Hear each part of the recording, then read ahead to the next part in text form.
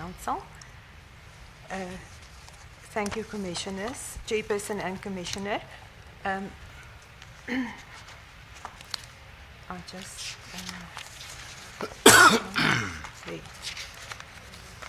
my name is Yetrisha Matske. I've been a prosecutor for 40 years. I left the NPA service in January 2025. I started off as a judge's clerk, as we were called those years. And in 1986, I was appointed as a public prosecutor.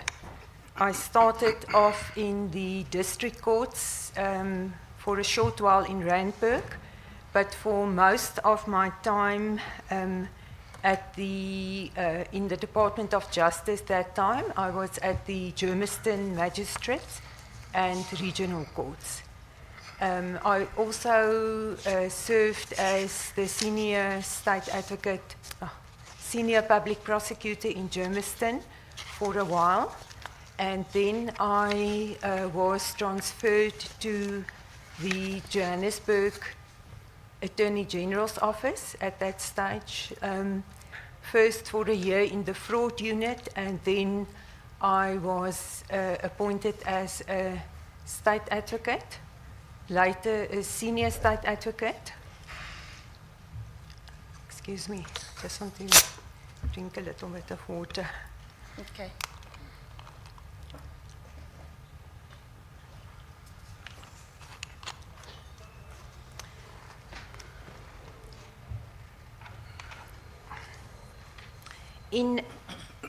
I was then transferred to the national office in Pretoria, which was then newly formed under the leadership of Mr. Nuka. And I was then promoted to a deputy director in 2000. I stayed a deputy director until the 1st of April 2022, when I was appointed as a special director of public prosecutions for the general stream and tax matters. And later on, I was also overseeing and working with Advocate Singh in the TRC matters in the last part of my career there. Thank you very much. And you have made a statement or an affidavit to this commission. That's correct. Chair, if you go to page 2303, there's an affidavit of Advocate Etricia Matske. Did I pronounce your name right? Yes, ma'am. Okay. And if you turn to page 2308 of the same affidavit, there's a signature there. Is that your signature? That is correct. Would you then confirm that this is your affidavit and the contents thereof are true and correct? I confirm so. Thank you. You have already spoken to paragraph 4 of your affidavit, which you have outlined your background and your employment history. Am I correct that you are now on retirement? Yes. So we have taken you away from your comfortable days? Yes. When did you retire? In January 2025, at the end of January, I left the NPA. All right. I'm going to then turn to page 2303 of your affidavit. You have pointed out some typographical mistakes or errors in paragraph 2. Do you want to correct that into the record? Thank you very much, Council. Chairperson. Ms. Rangata. Advocate Ranaka. Thank you. Paragraph 2 should actually read, the facts contained, not contacted, in this affidavit, so remove R, or within my personal knowledge, unless stated otherwise, both true and correct. I apologize for the typing. Thank you. Thank you. Thank you for that. I will then take you to paragraph 3 of your affidavit. You speak to the reason why you are before this commission. I would like you to read that into the record. Paragraph 3 on page 2303. Thank you.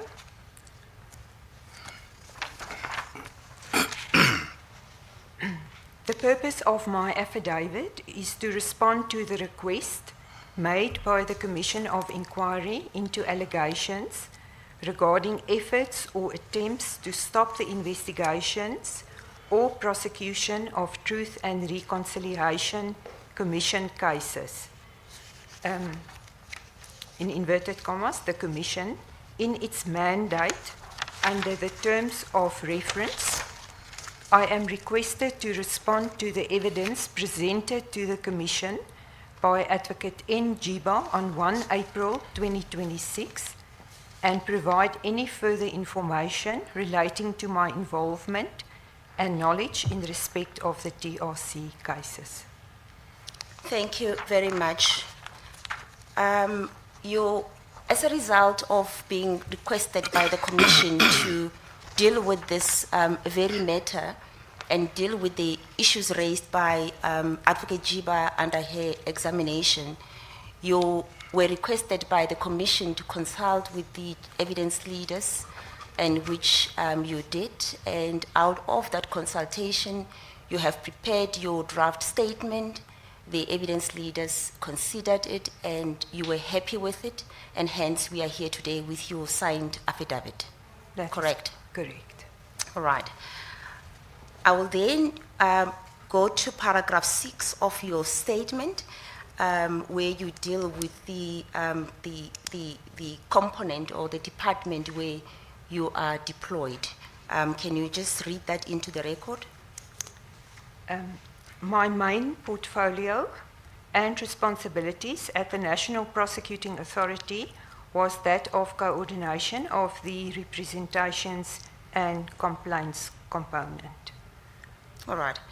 If one was to ask you what this component or this unit was all about, can you, in short, just explain to the Commission or to the chairperson what the component was all about? What was the function of this unit? The representations and complaints component came into being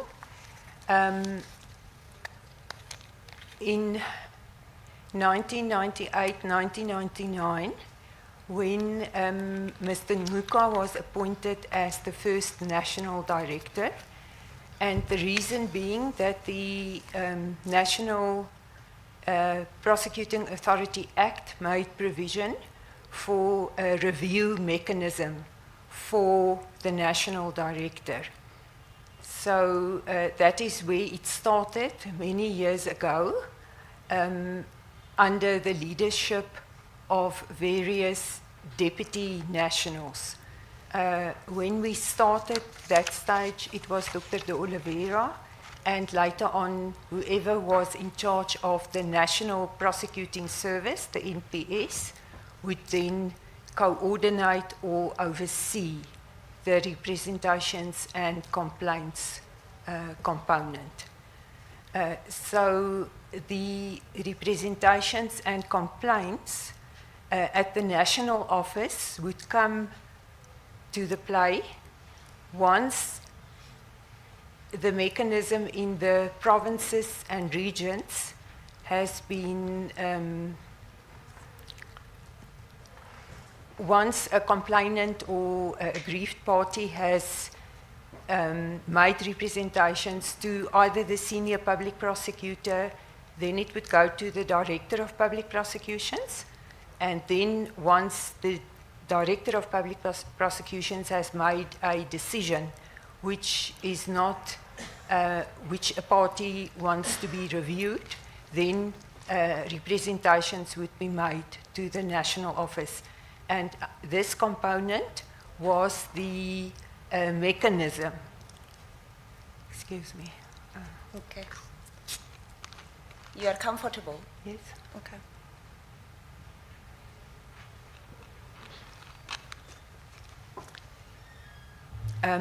This was the mechanism where the representations would be received. There's a system, it would be registered, a file would be opened, allocated to responsible prosecutors or advocates in that component, and then it will be evaluated, and the reports and the case dockets or copies of the case dockets would be requested from the director, and then it would again be processed in the office to go to either the national director through the deputy national director, or the deputy national director who would be designated to review certain matters by the national director. Okay. And what will be your role in that unit? My role as coordinator over the years was to see to it that the system is working, that there's proper allocation of the matters, that the reports are obtained, that the reports are prepared in a proper format, and that it is then submitted to either the deputy national or the national director for the final review decision. And all the correspondence that went with that, some of that was delegated to me, the normal correspondence to request and to do the initial work, and then the final decision and signature was that of the deputy national and the national director. All right. Thank you very much. In that unit, when you receive, if I understand your evidence, the cases will come to your office in a form of complaints. So, complaints were submitted, or fully fledged representations. All right. It was called complaints and representations. Sometimes parties would just complain about no progress in matters, or not receiving status, not receiving correspondence, and sometimes it would be the review, the decision of the DPP, and that is, if it was about the review decision, then we would call it representations, and others would be complaints, but it's still always a file is opened, letters are written, and the DPP is then asked to look into the matter and to also inform the national office what the progress was. All right. And those matters that are referred to your office will be all sorts of matters, including priority crimes. The representations office was the conduit for all the units. So be it the specialized commercial crime, the organized crime, the crimes litigation unit, and then the bigger, the majority of the matters referred to the matters that was dealt with in the provinces by the prosecutors or the DPPs. So everything had to come through this office so that one could track it on a system. We had an electronic system, files would be opened. The process would then be that once it was received, if it was a review decision, I think you've dealt with that. Thank you, ma'am. Thank you. Oh, Thank you. Chair, this witness will address in the main 3 matters. The first matter will be the answer to the issues that were raised by Advocate Jiba, which she will start with, and then we will then deal with her role in specific in the representations and complaints unit with a specific matter that she will deal with, which is the matter of Els and Sons. And lastly, she will then address her involvement in the TRC unit, where she is working together with Advocate Singh. That evidence is already before this commission. She'll just give an overview of her direct involvement and what it entails her in that department towards the end of her career in the NPA. Yes. Thank you, Chair. We will then move to your affidavit on paragraph 7, which appears on page 2305. You are addressing the main reason why you deposed to this affidavit, and I will request you to read, for context and just for completeness sake, to read paragraph 7 and the contents of the email that is contained until the end of that page. Thank you. Thank you, Chairperson and Commissioners. Paragraph 7.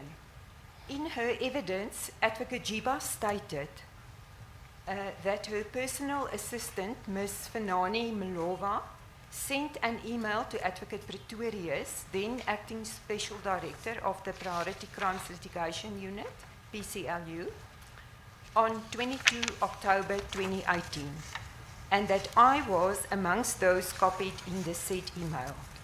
The email reads that time as follows. Dear Dr. Pretorius, by direction of Advocate Jiba, following the National Operations Management meeting last week, which you unfortunately could not attend, understandably so, a decision was taken that you should forward a list of cases, matters together with the cases themselves, emanating from the TRC to my office in order to see and evaluate which matters should be referred to the DPP offices. The delay in dealing with these matters was highlighted as something which is unacceptable, seeing that the suspects are getting old, witnesses also getting old, which might result in victims not getting justice at all. The target date for the evaluation of these matters is 14 November 2018. Advocate Jiba have already requested Advocate Matske and her team to run with the process. Thank you. Oh yes, it proceeds to 2306, you can complete. It is therefore requested that this be submitted by Wednesday, 24 October 2018 latest. You can delegate any of your prosecutors to collate the dockets. Close the quote. Thank you, thank you. You have now given context of why you are here, and I note on the last paragraph of this page 2305 that there's a special mention that you have been requested to run with the process. Yeah. Before you tell the chairperson and the commissioners how you ran with that process, can you explain why would you at that time have been the person that has been requested to specifically to deal with this request? I actually, I don't know, and I think that is then why I mentioned in paragraph 8 that it was my first time of being informed of the task at hand, and then I responded to Advocate Jiba. Are you reading paragraph 8? Can I read that? Yes, you can do that. It's page 2306. You can proceed. Thank you, Commissioner. This email was the first time of me being informed of the task at hand. Thus, I henceforth, in response, wrote an email to Advocate Jiba on the same day at 3:45 p.m., requesting a meeting with her so as to understand what the referral of the matters to the directors of public prosecutions entail, as well as the process to be followed by the representations and complaints component. There should be a T. I also proposed that we await the submission by the PCLU and then take it from there. The meeting never materialized. Yes. You can proceed and read paragraph 9 and 10. I should mention that the PCLU was a separate unit from the representations and complaints component where I worked, and I have up until that time never dealt with TRC matters. On or about 23 October 2018, I went to the PCLU offices to discuss a list of the TRC cases. I met with Advocate S. Bukau, Senior State Advocate, and a member of the PCLU. Paragraph 10. Yes. The deadline of the 2 days for the PCLU to deliver a list was too short and caused me to investigate the feasibility thereof. I also learned that time that Advocate Pretorius was very ill and evidently not in a position to assist with a consolidated list. Yes, you can stop there for the moment. You have explained that you had no knowledge why you would have been the one that was recommended to run with the process, and you request for a meeting. Was the meeting also going to address the reasons why you were specifically requested to be running with the process, or what was the reason mainly? I think the reason or the request for the meeting was to understand, because I wasn't in the meeting that was held with the directors of public prosecutions. So just to understand the background and what were we supposed to do when we gathered everything and then send it to the provinces. So I needed some direction from my supervisor just to understand exactly what this entails, and yes, what is the process that we need to follow, the procedure, and to just get some background. I was not willing to do it because I know over the years in the representations and complaints that you were asked to do other work as well, so that was not the issue. But the issue is work from another component to do it properly, and what is expected, how do we do it, what should we do, what should go. Okay. So that was the reason. Thank you, ma'am. Did you at any stage receive any such list? I never received a comprehensive, detailed list or report, but I was obviously concerned to start to get the work done, and that is why I went to Advocate Bukau, or up to the PCLU, and I found Advocate Bukau there. And then I engaged with her. That is then, I think, what I mentioned. In paragraph Yes. 13. You can Yeah. go to paragraph 11. Do you want to read that into the record? Thank you. It appeared that there were not only various lists kept by the respective advocates involved in the TRC matters at that stage, but that the numerous case files or documents were stored in various PCLU offices, as well as the NPA Document Center. I was also informed that a proper audit of all the matters was required, and that it was not only to simply compile a list of matters. Paragraph 12. I just want to do a follow-up on paragraph 11. Okay. You seem to mention that there were quite a number of lists. What was your observation when you went to the PCLU offices? Were you shown anything by Advocate Bukau? Yes. Can you explain to the commissioners? Okay. So I'm working from my recollection, which is not always the best. But what I do remember, when I went up,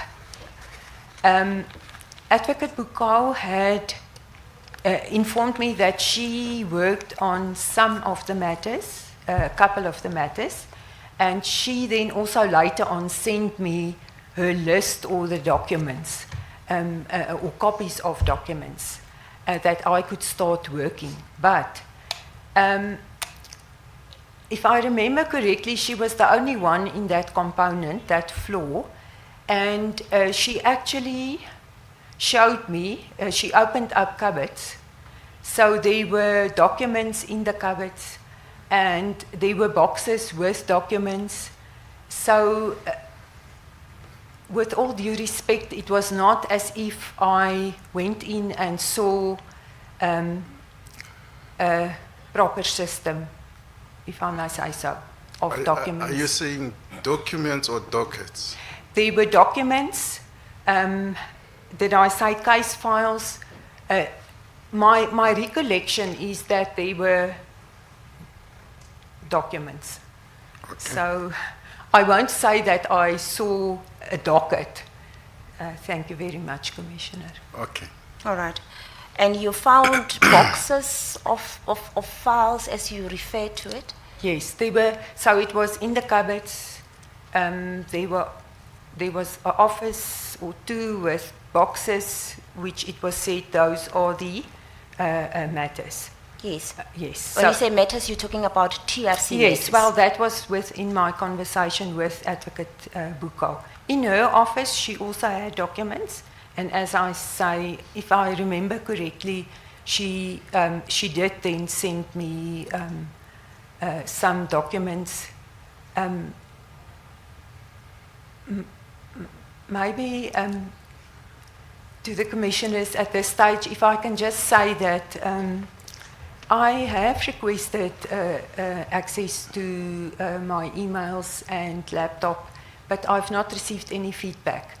And Advocate Buka was the only one that, from her own, she's also not with the NPA anymore, sent me some information to refresh my memory. So I have raised it with the evidence leaders. So I am talking that I just wanted to say that I'm trying to remember as best I can. No, thank you for mentioning that. I am aware that you have Yes. made some requests for documents, and as we have discussed, we will then obtain a proper list from you of the documents that you need so we can make formal requests to the NPA. On paragraph 12 of your affidavit, you respond to the submission or to the evidence of Advocate Jiba that you have, or you were indeed finished with a report that you were supposed to receive and coordinate for her attention. Yes. And what do you say about that? So I think when I sent Advocate Jiba the WhatsApp that I referred to in paragraph 13, she thought that I have received the report, but I didn't receive the report. So you say you did not receive No, the I report never as it was made out that you had received the reports? Yeah, no, I think she just made an assumption because of my wording Okay. in my WhatsApp. Okay, let's go through paragraph 13 so we can understand what you're talking about. Okay. You can read it into the record. Thank you. I only received copies of documents or case files in two matters from Advocate Buko, and might have received summaries of a couple of matters as I endeavoured to commence with some kind of a schedule as mentioned in the WhatsApp dated 25 October 2018. I confirm that on 25 October 2018, I apologize again for the spelling mistake. Where is the spelling? Do you want to? It says 2028. Yes. 2018. Should be 2018. 18. Thank you. I send a WhatsApp message to Advocate Jiba asking to meet me. I can just mention at this stage, Advocate Jiba was then, in that short period, 2-3 days, she was suspended. She wasn't at work. So I asked her to meet. I further stated in the message that I wanted to brief her on the TRC cases and that I have started with a schedule. I also mentioned that I'm very concerned that the MPA failed dismally.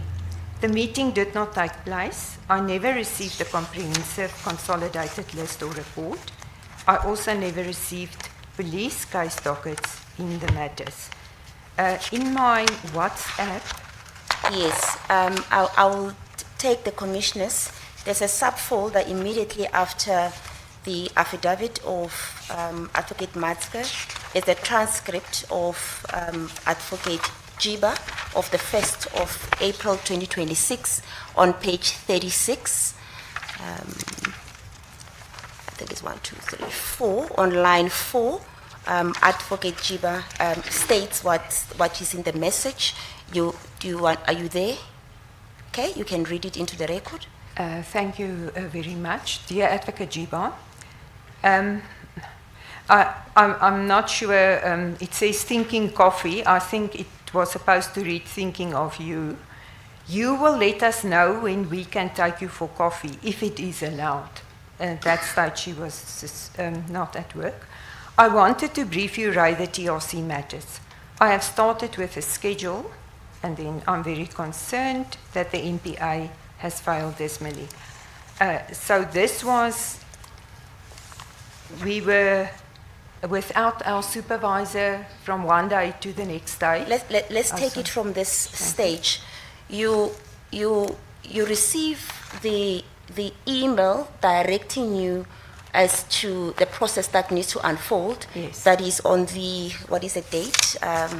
22nd of October. Yes. 3 days later, you send a message to Advocate Jiba, Yes. and you want to brief her on the progress that you have made thus far. Yes. And within that 3 days, she was already out of her job. Yes. How did you learn that she was no longer with the NPA or in her position?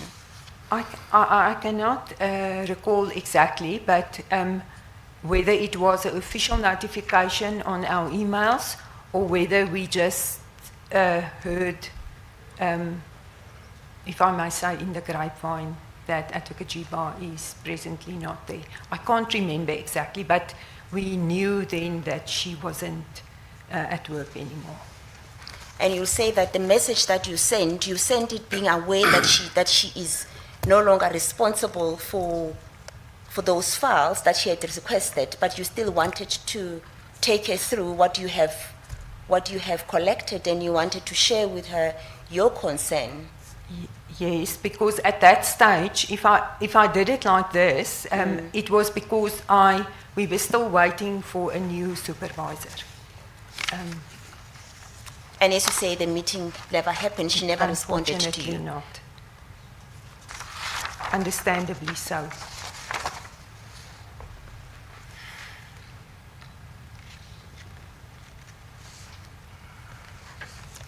Before I step to the next aspect that we need to deal with, I think you can just explain to the commissioners as to exactly what the word decimally meant, or what were you trying to communicate when you say NPA failed decimally?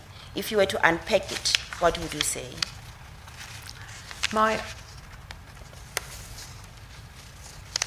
So when I said that, because when you start with a schedule and the cases, the little that I had, and most probably the cases that were handed over to the NPA 10, 15 years ago, and then you see that little progress was made, maybe in the investigations or a decision made. So that is what caused me as a prosecutor to say, well, we can't have dockets or cases for 10, 15, how many years in our possession, and there was no outcome or progress. This was just my observation from outside of the TRC at that stage. But as I said, I unfortunately don't have the schedule so that I can clarify it better. But that was just my observation. Thank you. Thank you very much. We will then move to the second aspect that I'll invite you to address. You have stated that in your position as the Deputy Director of Public Prosecutions, you were appointed, just remind this commission when you were appointed or promoted to that position. As Special Director? As the Deputy DDPP. Oh, as Deputy DDPP. Yes. Thank you, Chairperson. I just have to... so I was promoted in 2000. Yes. I became a Deputy Director. Yes. Yes. Yes. Thank you. And in that position, you were still in the unit called Representations and Complaints Component. That is correct. During that time, there was a judgment that was delivered by Judge Motley. Commissioners, the extract of that judgment is on another folder, just after the transcript of Advocate Jiba. There is the first part of the judgment on page 2309 big A. It's a judgment on the reopened inquest into the death of Ahmed Esop Timo. You see that? Yes, we are on the same page. Thank you. If we go to page 2319 big A, on paragraph 332 of that judgment.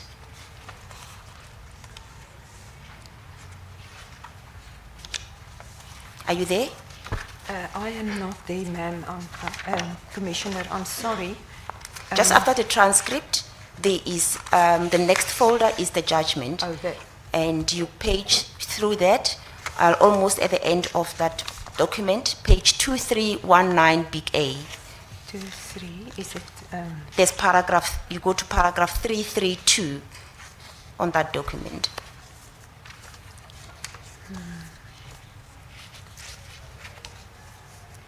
2-3. Oh, let me see. Can someone help?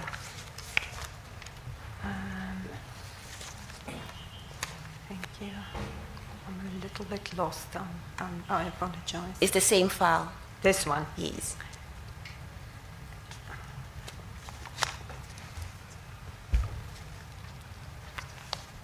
Oh.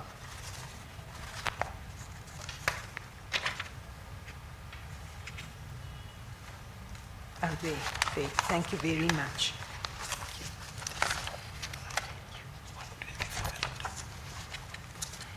Oh, thank you. Thank you very much. On the council. Thank you very much. It's page 2319 big A, paragraph 332. I want you to read 332 and 333 into the record. It is the extract, paragraph 332 and 333 to the judgment by Judge Motley. Thank you. Yes. 331 reads. 332. 332 reads, apologies. Else should be investigated for misleading the court that he only knows of allegations of assault on detainees from the media. The police file records reflect that he was in attendance as one of the interrogators when Nike was subjected to the helicopter method of torture for which he lost the use of his hands. Paragraph 333. Sons should also be investigated for testifying under oath that he heard of detainees' assault from the media. There are 5 witnesses who filed affidavits to dispute his statement. Thank you.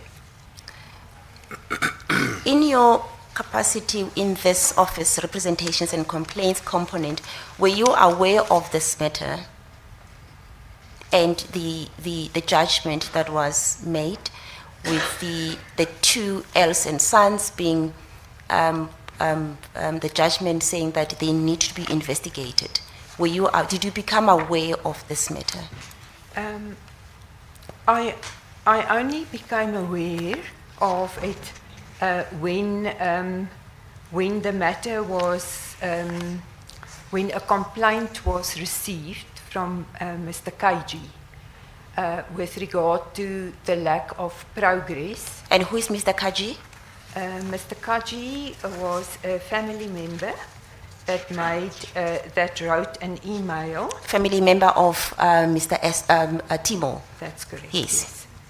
And that is when the representations and complaints component became aware of it,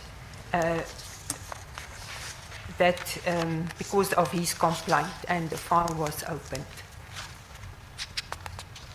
And how did it come to your department, and how did you deal with the matter, with that judgment? How was it implemented? So the process, if I can just mention, Yes.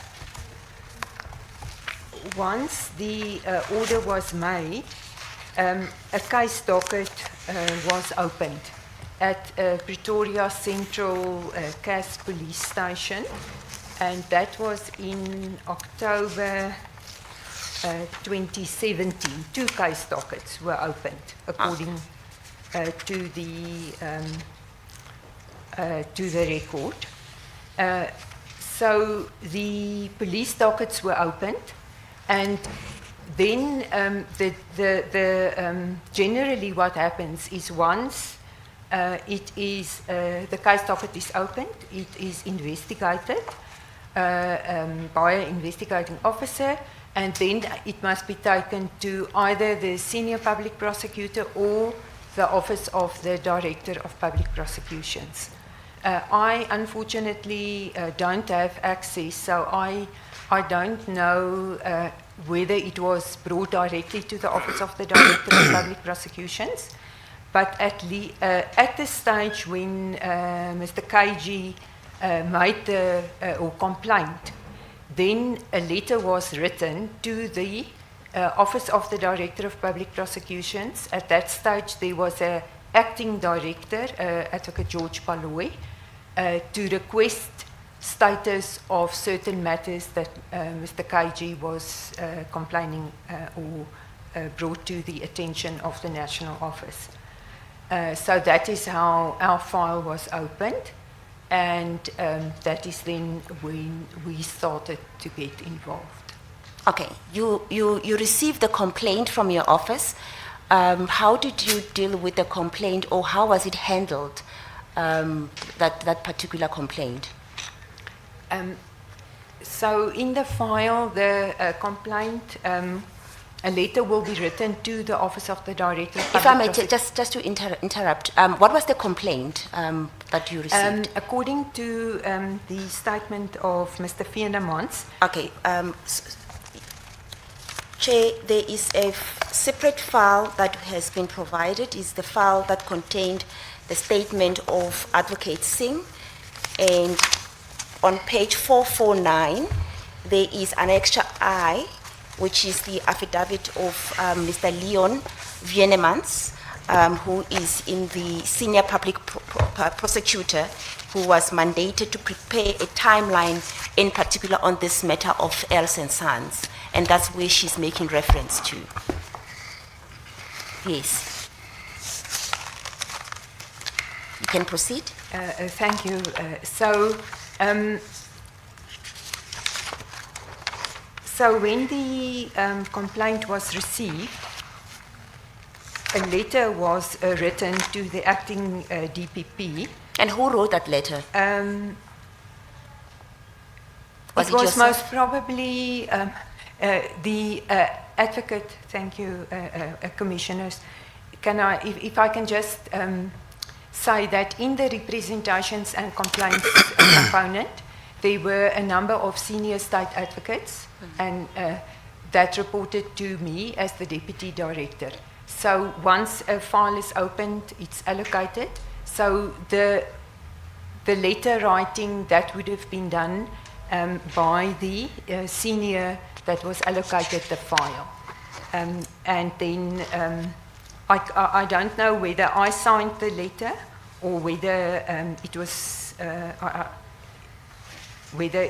PP'd by the senior, but the request that went to the acting DPP was please provide a status report on the matters that was complained about. And Mr. KG was then also advised accordingly. That was...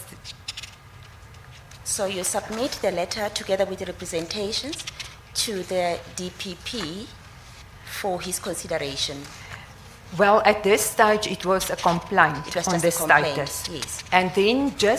And then after that, according to the timeline, paragraph 7, the acting DPP then responded in a letter dated 21 May 2020 with his decision on this specific matter.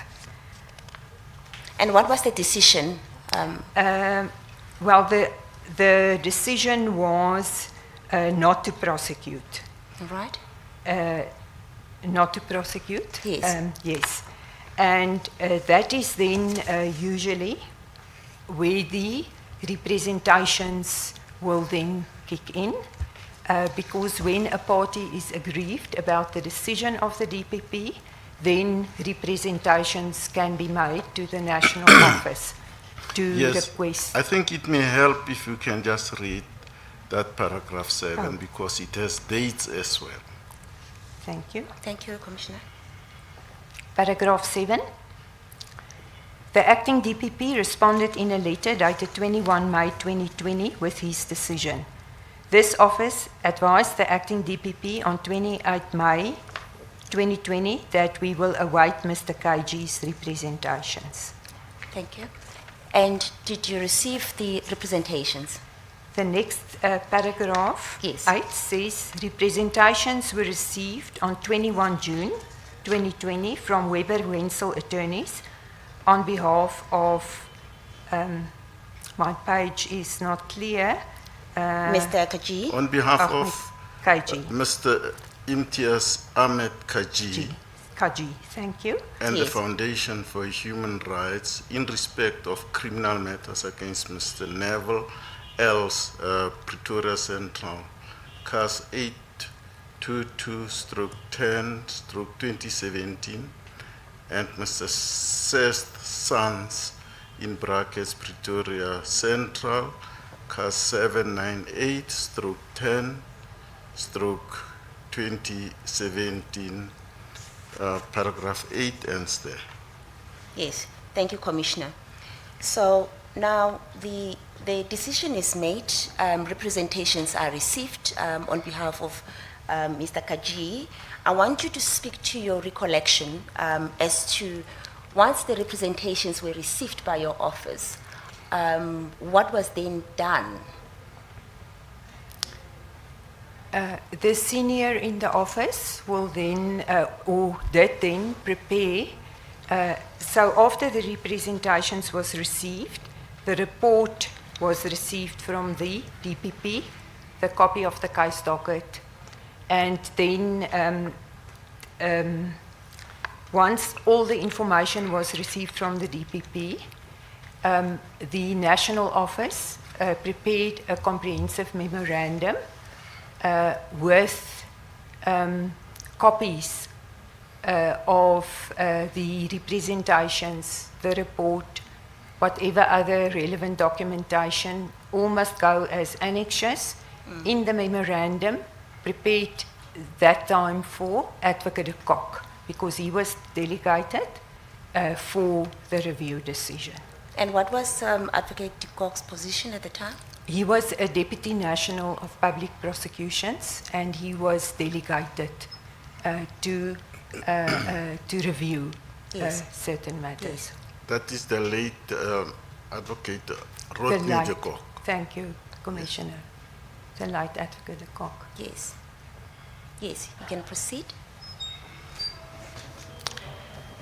So the memorandum was prepared by the senior. Then the process is that it will come to me as checking officer, as the coordinator, and then the memo was submitted to Advocate de Kock with all the documents. Advocate de Kock was not satisfied. Do you recall what was in the memorandum? I cannot exactly recall, and as I have also indicated, I've not seen the documents. Yes, okay. So, Advocate de Kock, what I do know was that he was not satisfied, and he wanted the file to go to the organized crime component, to another senior for a second opinion. The second opinion, when he received that, he endorsed that, and that is then when he stated that the matter, the prosecution must proceed, and letters were then sent to the DPP instructing the enrollment of the matters, and the representors were then also informed of the process. Yes. So then, from the review, a decision was then made that they must proceed with the prosecution of Els and Sons. Yes. And were they prosecuted?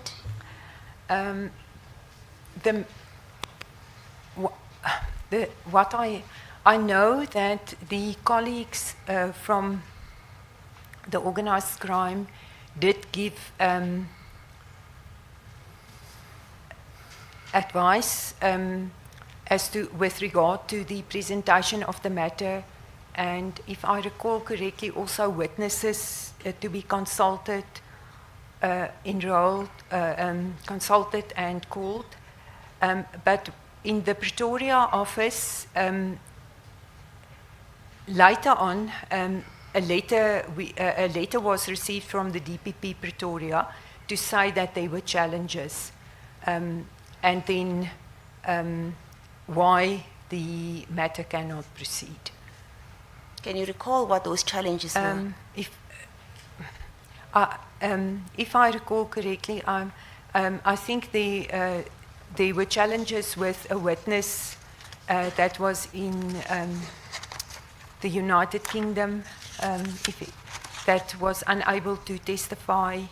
I'm not sure if there were unfortunate passing of a witness, but that was then in the report that came from the DPP as to why they were not able to proceed with the matter. At that time, when the decision was made, was there anything that your department was involved, or was there any reason why your department will still be involved to oversee the actual prosecution of these individuals? Well, it was just once a decision was made, our role, or the role of the representations, was to get the reports from the DPP, to whatever comes in, to then put that in a file, to submit it to Advocate de Kock, and to for him then to advise on the way forward. That is the role that we played. So we were always there as the conduit, or the scribes, yes, doing to make sure that the processes were followed, files were pended, follow-ups were made. That was the role that we still had to play. Yes. Thank you. I would like to take you to page 460 of the same document at paragraph 44. And I want you, it's a bit of a long paragraph. I would like for you to read it into the record. 460 Yes. of The same document you were on. You just go ahead. Just go on to this page 460. this is the statement of Mr. Venemans. Yes. Thank you. Let me go to this file. Hopefully your document is legible. I didn't get that, Commissioner. No, I say hopefully your document is legible, Ms. Paragraph 44, 44, okay, let me go page there. 460, long paragraph. Do you need help? Ms. Baiting, you may even wish to read it. Can I read it? Yes. Yes. I'll read it. Just let the witness get it first. I have the paragraph. You have it. Yes. I will read it into the record. Now, Commissioner, you're challenging my eyes. Paragraph 44. Letters dated 7 July 2023 were signed by the D and Deputy National Director of Public Prosecutions and addressed to the legal representative of the accused persons, Mr. Kaji, and DPP Pretoria, to advise them that since Professor Naik passed away, we hoped that the evidence of Dr. Aesop will enable the state to present sound evidence against the accused. Such evidence would be backed up by circumstantial evidence from other witnesses, that is, detainees on other cases, close bracket, who would also testify about assault and torture that they also experienced while in the hands of the security police at John Foster Square Police Station. Efforts were made to request Dr. Salim Esop, who is now living in London, Great Britain, to provide a sworn statement on the matter. Unfortunately, Dr. Esop has confirmed that he will no longer be providing a sworn statement due to his deteriorating health conditions. Dr. Esop stated that he does not want to be exposed to the rigors of a criminal trial. As a result of the above, the intended prosecution against Mr. Sands will no longer be feasible due to the fact that the state will not be in a position to lead the evidence of key witnesses in this matter. The recent and unfortunate developments have negated a reasonable prospect of a successful prosecution. The DNDPP therefore rescinded his earlier decision dated 15 February 2023. Does that accord with your memory how it happened? That is correct. Thank you. In April 2022, you get promoted into a new role. Can you talk to that? Yes. In April 2022, I was appointed as a Special Director of Public Prosecutions. The designation was General Prosecutions and Tax. So I was promoted in the office where I've done all the work on the representations complaints. By that time, I was also overseeing the tax components. That is correct. And then I was also allocated by Advocate de Kock, the late Advocate de Kock, the role of overseeing and working with Advocate Singh on the TRC matters. At that stage, Advocate Singh was a senior state advocate. She was the coordinator and nodal point for the TRC, but at that stage there were no deputies, deputy directors to assist and work with her. And Advocate de Kock considered it best that that she be supported, and that is when I was then requested to also oversee the with her the TRC matters. All right. So at the time when you crossed over into the new role, the decision was not yet made in this Els and Sons matter. Did you at any stage, because according to what I've just read into the record, that final decision was communicated in February 2023, and at that time you were now directly involved in the overseeing of the TRC cases in the new department, which was the TRC unit, where you were working with Advocate Singh.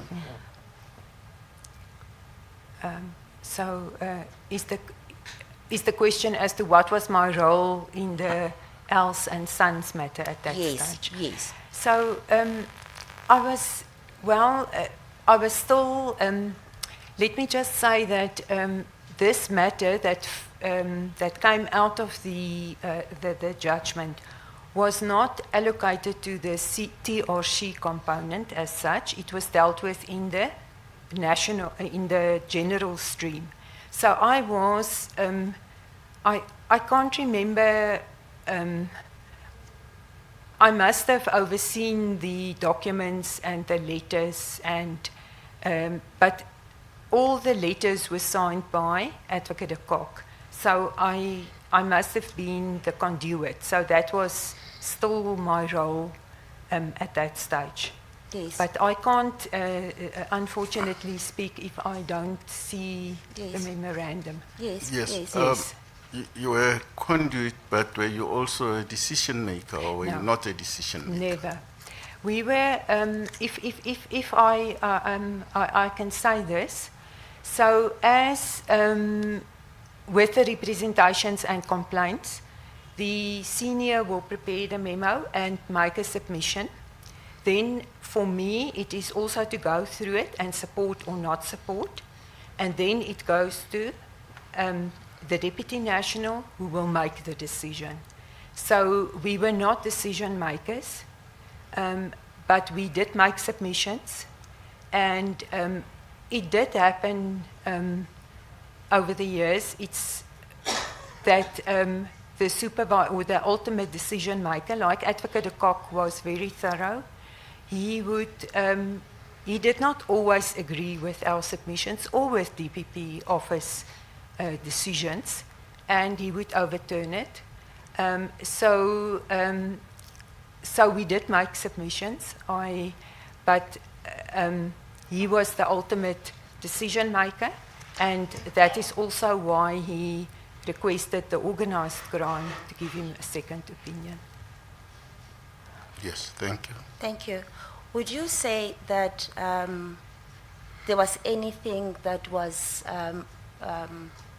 could have been done differently for this matter to have been avoided, to have come to your department as a complaint? If somebody has done their work, this matter will not even come to your unit. So it is always unfortunate if family or aggrieved parties complain about a delay in matters. It is unfortunate, but one must then investigate to see what is the cause of the delay. I don't know. I can't remember offhand what the reason for the delays were. Representations is received because when you are aggrieved with a decision, you are entitled to ask for a review, and that happens often. We had thousands of cases, and that must then go through due diligence and must be reviewed. Unfortunately, when you aggrieved about the decision, it must be evaluated and then looked at. So I can't say that representation should never come to us or go to the national office because decisions are made and then it's reviewed. Yes, I think my question was more on the complaints. I'm saying that it came to your department because somebody didn't do their job. If they did, it wouldn't have come to your department. Exactly. No, that is true, and it's unfortunate. Yes, yes. Thank you for that. I think you have slightly started on my third topic that I wanted to deal with. You have already introduced, and I think it's common cause from the evidence of advocates seeing that you were absorbed into this department. Can you talk about the milestones from 2021, in principle, the decentralization of these TRC cases and your involvement when you came in 2022, and what would have been your role in that department? Okay, so when I became involved, Advocate Singh, if I can say, was really already up and running. She was very active nodal point, and the decentralization had then already taken place of the matters to the provinces. That was started off in 2021 by Advocate Batoy, then when she gave the instruction. So there were already a process of documents that was referred to the provinces. And then the one big task was to build the capacity in the provinces, to have dedicated advocates to work on the cases. And so when I became involved, I can remember that at that stage we started to work on the building up of the dedicated prosecutions, building the dedication for the for the prosecutors. So that was one of the issues that we had to look at, was working with the organizational development, it's called, the OD component in our HR, because there's a whole process. So that is something that, that I had to support and assist with. I just want to ask you, at the time when you get absorbed in this TRC unit, were you working parallel with the PCLU, or what then happened to the PCLU? No. When Advocate Batoy removed and Advocate de Kok, they removed the TRC matters from the PCLU and placed it under... The what matters, sorry? The what matters? They removed what? The TRC matters Okay. was removed from the PCLU, and it was placed under the guidance of the National Prosecuting Service, the NPS. That is where we worked. You can say the general stream with then certain components. So it was not part of the PCLU anymore when I commenced. And then I can't remember exactly when, but the missing persons task team was also previously resorting under the PCLU. And if I'm correct, Advocate de Kok then also or transferred the missing persons task team to co-locate or to work in the NPS, the general component, with the TRC component. So that because there was a lot of working together needed between missing persons and the PCLU and the TRC component. All right. And at that time, the decentralization had already taken place, Yes. and the cases were now residing with the provinces. Yes. And then what was the reporting structure? How did you get then the reports from the provinces? So in all the provinces, as Advocate Singh did go into the detail in her affidavit, but in all the provinces there were then dedicated advocates, as well as in most of the provinces a deputy director coordinating the TRC provincial component, reporting to the Director of Public Prosecutions. So the reports would come monthly from the Director of Public Prosecutions office, which was mostly compiled by the coordinator in the province. All of that would go to Advocate Singh, and she would then compile a comprehensive monthly report with all the matters, the progress, the challenges, the good lessons to be learned. So that was a very comprehensive report that would be prepared and be submitted to me and via me to Advocate de Kok. But what also happened was we had monthly meetings with the directors of public prosecutions, where I was also then involved because I was a special director, and Advocate Singh as the nodal point was also involved in all the meetings. And Advocate Singh would then present a synopsis of what was happening in the provinces, where are the challenges, and so that everybody in the, all the leadership could see what was happening in all the provinces. So that is how we received the progress on the matters.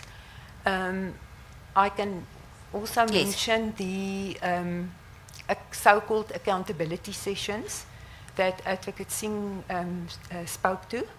The accountability sessions was direct engagement with the provinces, the nodal point, together with the DPCI.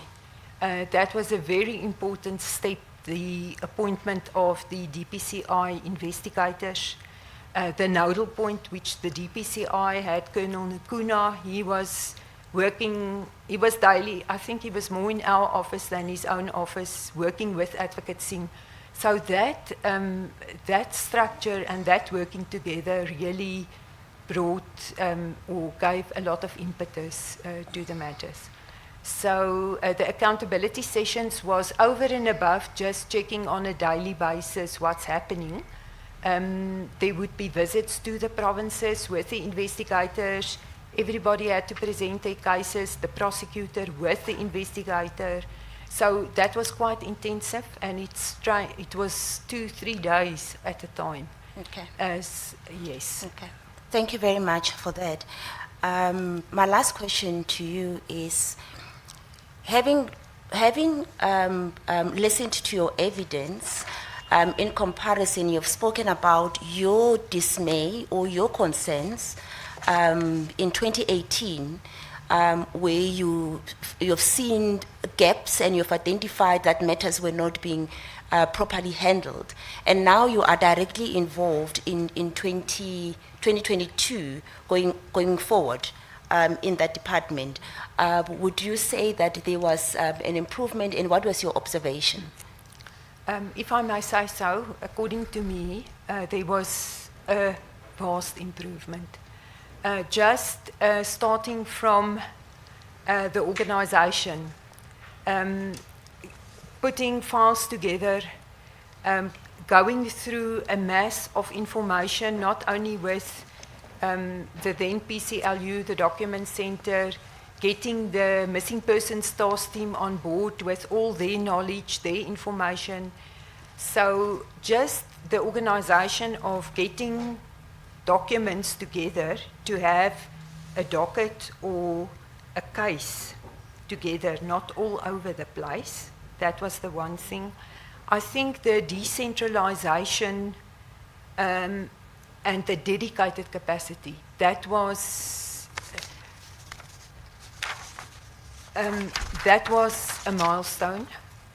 The working together there, the accountability sessions, but the liaison with other stakeholders, building relationships not just with the police, also with archives, with some of the firms of attorneys, other people that had information. Then Advocate de Kock, I actually still think of him. So the late Advocate de Kock, he started the meetings with the stakeholders. He was extremely hands-on. He was a deputy national, but he was so hands-on. So you confirm that there was a huge improvement? Yes. Yes, yes. Is there anything in addition that you would want to say to the commissioners?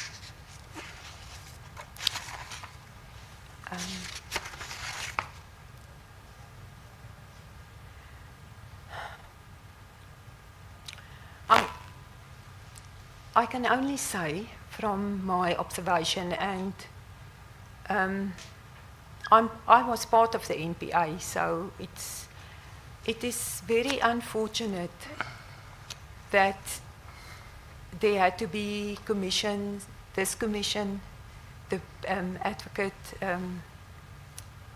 can't remember his name, that did the preliminary investigation. That in our history in the country, that families had to go through what they went through in an era in our country, and then it wasn't addressed immediately and speedily, properly. So I only, if I may say,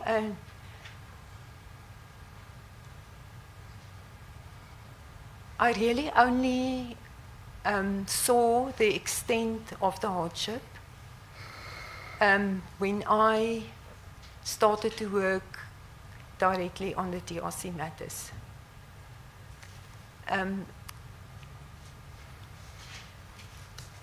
So I don't know if I'm allowed to say this, but yeah, it's unfortunate, and I hope that the NPA is now on a better road. It is late. It is very late, and I think the one thing that we still, by the time I left, and I think what happened at that stage with Mr. KG is the communication. Although you try and you think that we do communicate properly, maybe it wasn't properly done. Thank you. Yes. So- Communication as in report back to the families. Excuse me, Commissioner? I say communication as in report backs to the To families. the families. Was lacking, was not I would- sufficient. I would say that the stakeholder mechanism that was put in place and the meetings that were held, and there were families, there were engagements. Commissioner, I'm specifically referring to the matter of Mr. KG. I don't know what went wrong there in sitting and in personally informing him of this is the reason, this is the outcome. Thank you. Yes, thank you. Thank you, Chair. That is the evidence of Advocate Matzke. Thank you. Thank you, Ms. Rangaka. Thank you for your evidence, Advocate Matzke. Thank you. Could I just take you to paragraph 15 of your affidavit?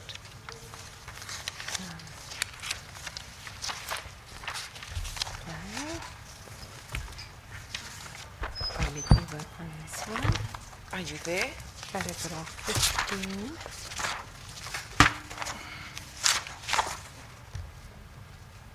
Yes. Okay, in there you say the TRC cases remained with the PCLU because a new appointment, NDPP appointment was awaited. Yes. Then when Advocate Batoy was appointed with effect from 1 February 2019, she took charge of the TRC matters. Yes. Then you say Advocate C. McAdam, would that be Chris McAdam? Yes. Dealt with audit of the TRC matters and the subsequent decentralization of the TRC cases to the provinces, as stated in his affidavit Yes. and testimony before the Commission. That's still correct. Yes, that is correct. Now, was this before or after your time working with Advocate Singh? No, this was this was before, because I was only appointed in 2022. So,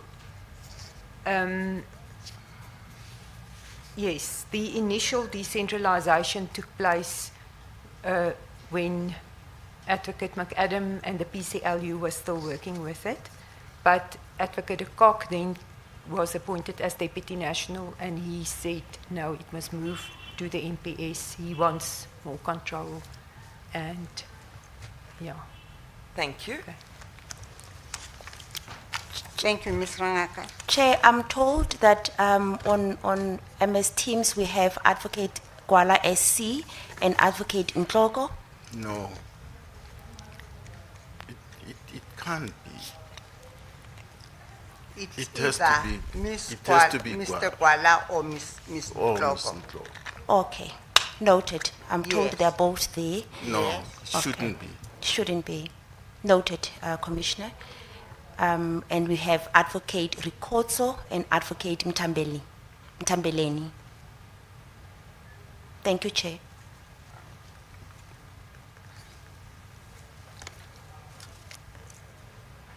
Ms. Moroka, any clarificatory questions?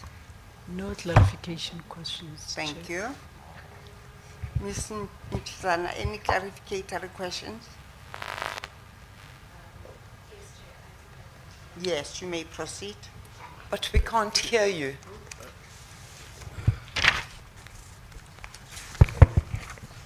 Okay. Thank you, Chair. Good morning, Ms. Matske. Good morning. Okay. My first question to you is, in your involvement on the TRC cases at the time during your tenure with the NPA. Can you Just raise your raise your voice? voice, The, Ms. the witness is Mtizana. streaming. Okay, sorry, Chair. I'd like to know if during your time at the NPA, while you were engaging with the TRC matters, who were you working with? Masaka now answer. Please. So I was mainly working with Advocate Singh. At that stage, she was the only senior state advocate at the national office, and then I was together with her working with the DPP, the DPPs, as in the meetings or in the accountability sessions. We were working with the DPCI. The monthly meeting we had with the DPCI at our offices, I would chair that meeting, but that was then to gauge progress and so on. So I was not personally involved in matters. I was just there to assist, support, if there were challenges, be it whatever, to see how we can address it or assist in addressing it. Okay, thank you. And then my last question, did you ever engage with Advocate Pretorius any further after learning that he fell ill during 2018? This is one of my difficulties. I cannot remember. Because I did ask copies of my emails just to check what I did, but I can't remember that I did engage him, because I know that he was very ill at one stage. So You can't recall. I can't recall. Sorry. Thank you. Thank you, Ms. Thank you, Ms. Mtizana. Ms. Rikhotso.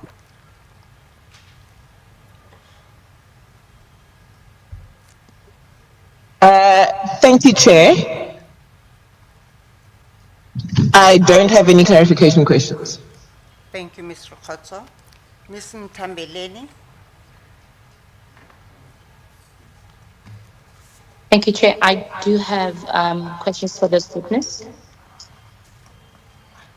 Yes, you may proceed. Good morning, Advocate Matske. Morning. Just by way of the read of your affidavit at paragraph 7, where you make reference to the email that was sent to you by the personal assistant to Advocate Jiba. If I may, on that point, you mentioned that you did not know of the request that was made, or rather it is stated there that you didn't attend the particular meeting that is in question here, and that you only learned of the pardon me, I think my network is poor this side. And if maybe I may take it from where I left it. You mentioned that, as according to what you know, you were only informed of the request that was made to you by Advocate Chiba on the particular meeting that you were not in attendance of by way of this email. Am I correct? That is correct.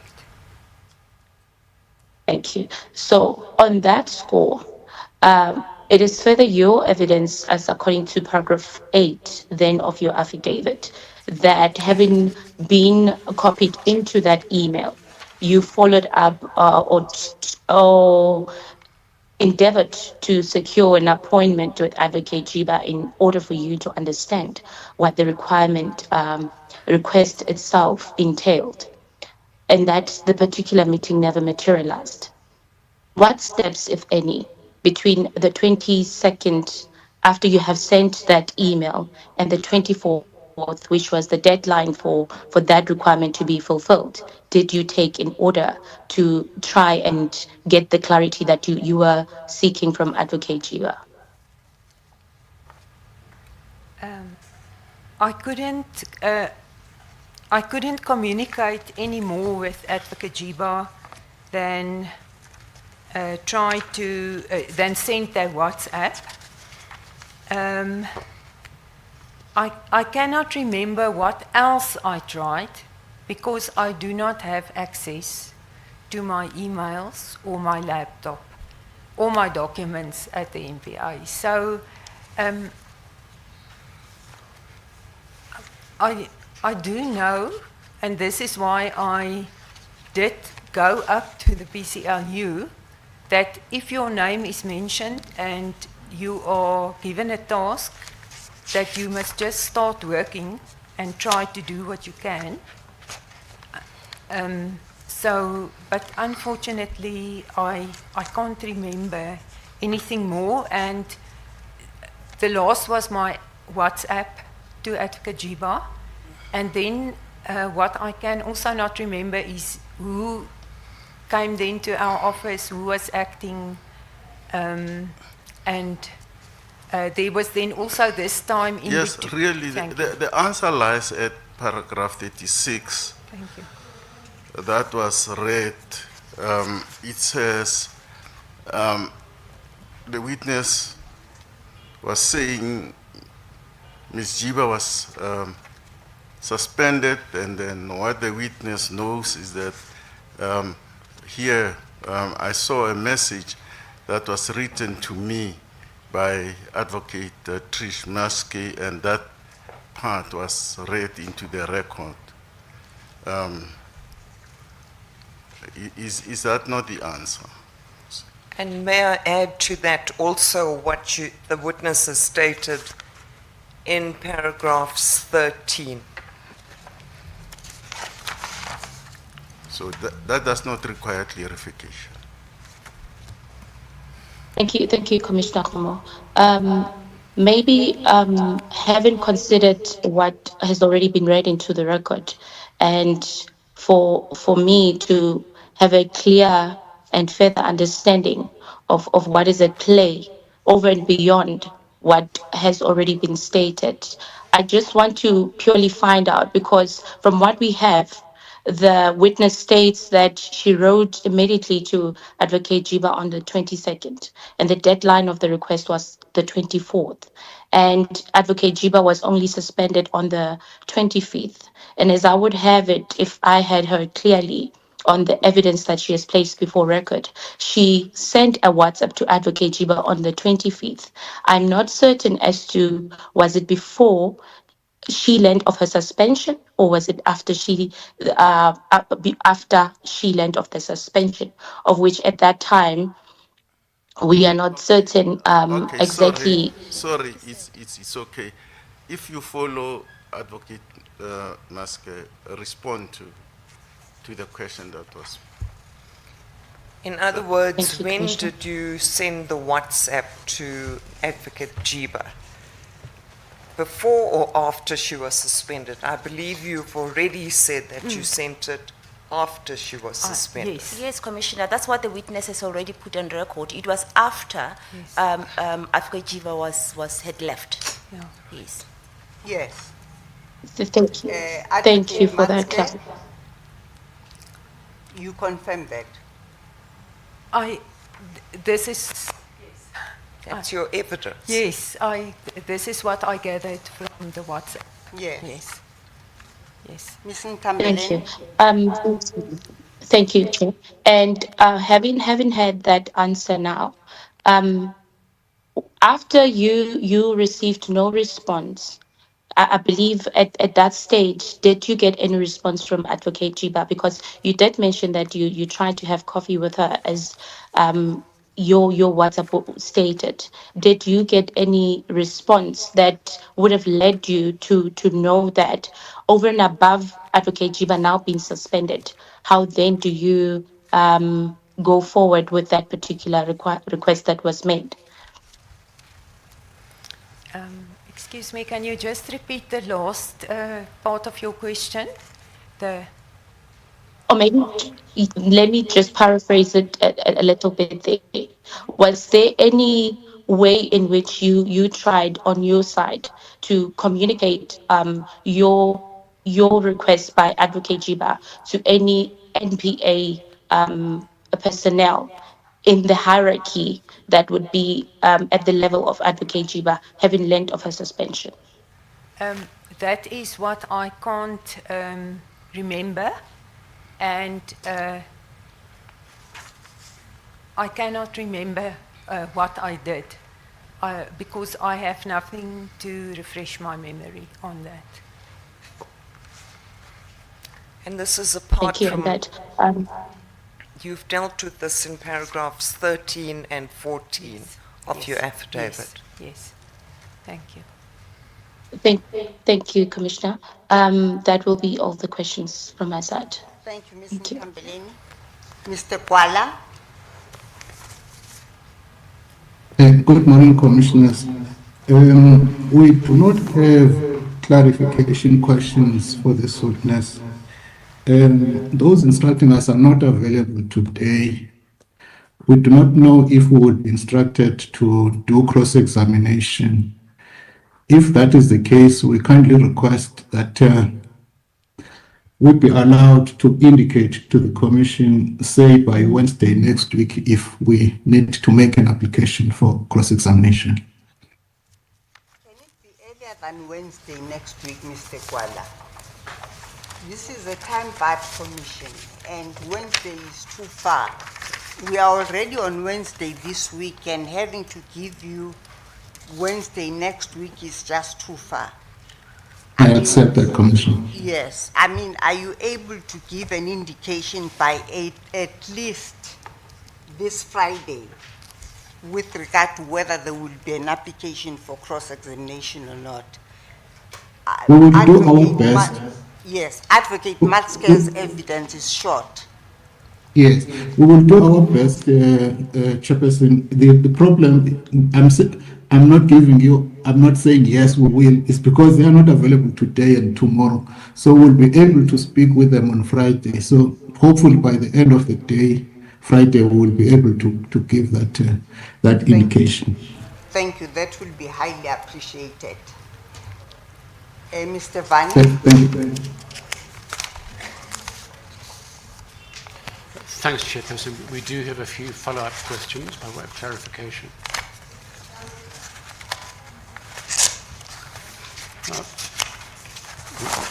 Mrs. Matske, thanks for taking the time to be with us today. I should disclose to the Chair that we have been in one or two meetings, and we always found that your involvement and inputs were cooperative and helpful. When you've prepared yourself for today and also to prepare your statement, I understand you did try to retrieve some documents and some emails. Did you approach the NPA directly, or did you work through the evidence leaders? I had a consultation with the evidence leaders, and then I did approach the NPA. I sent emails, I WhatsApped, and then I've now also escalated to the evidence leader And yes, so I did try to get. I contacted the PA to try and trace my laptop, but unfortunately I have. That was in April this year, so I've not received any feedback, and I consulted with the evidence leaders, and I thought I should just come and speak of what I know and have, and not delay. But the evidence leader indicated that they will further assist. Thank you. Yes, I think that does make sense. Now, if the evidence leaders and the NPA are able to uncover those documents, would you be still willing to give us your views on those documents, perhaps on affidavit? Yes, I will. Is it with regard to the list and the schedule and all of that? Yes, exactly. Absolutely. Myself would like to see what I had there. Thank you. If I can turn to paragraph 9 of your statement. Here you mentioned that the PCLU was a separate unit from the representations and complaints component where you worked. Up until that time, you had not dealt with TRC matters. But following the request from Advocate Jibe, you say that on or about 23 October 2018, you went to the PCLU offices to discuss a list of the TRC cases. You met with Advocate Bukar, and you mentioned that she was a member of the PCLU. Was that the only person you spoke to at the PCLU at that time? Yes, she was the only person that was there, as far as I can remember. So I have a recollection of speaking to two other colleagues, but I'm not sure about that, and I didn't want to put it in my affidavit.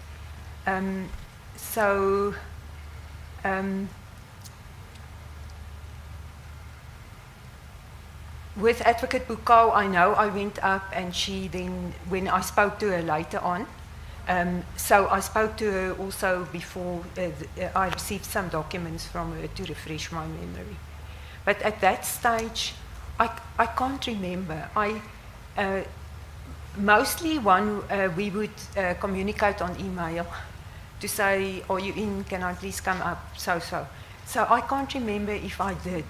I'm very sorry. No, it's okay. It's several years ago. You can't be expected to remember all detail. At paragraph 11, you indicate that,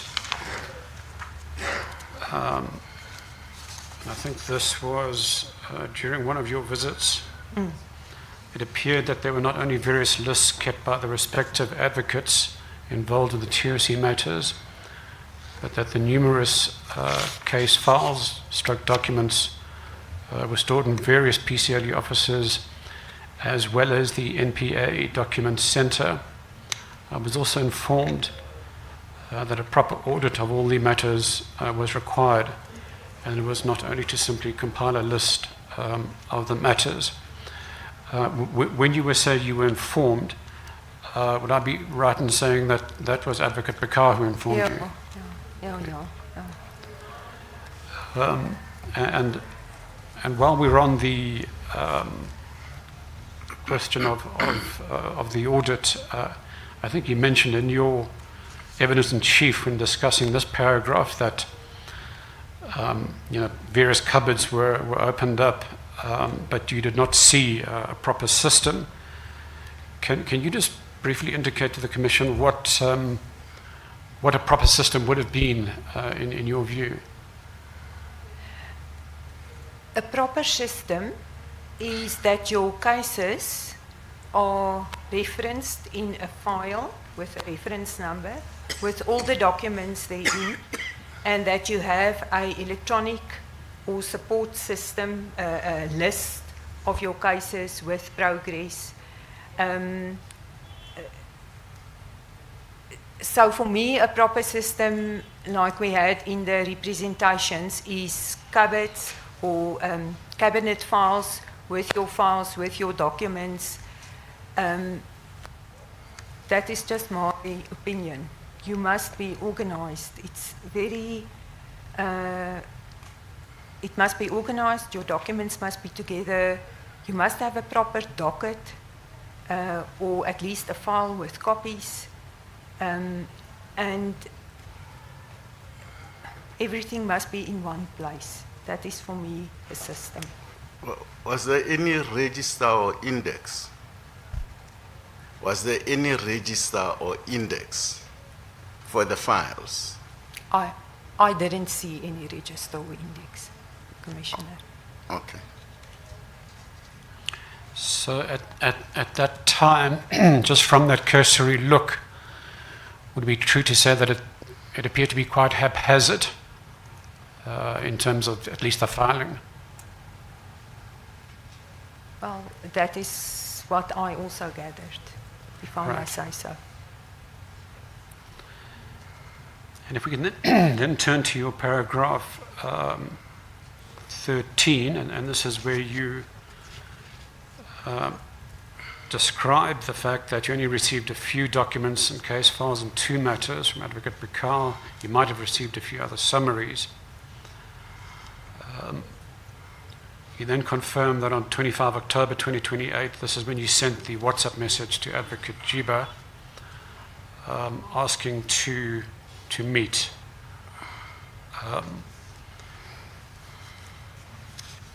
As I understand the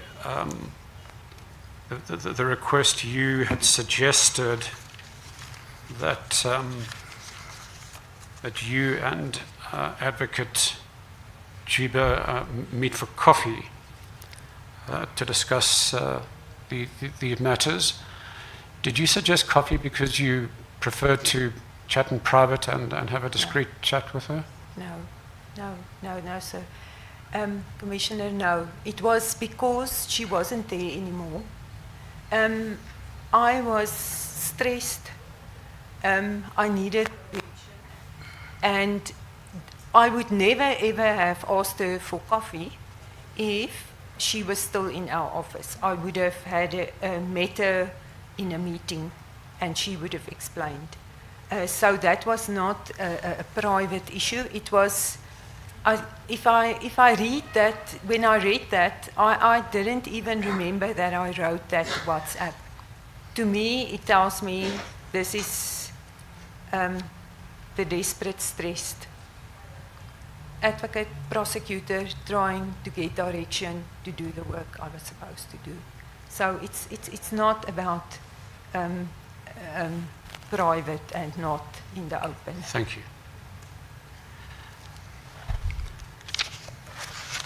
So, in your evidence in chief, you described why you stated that you were concerned that the NPA had failed dismally in respect of the TRC cases.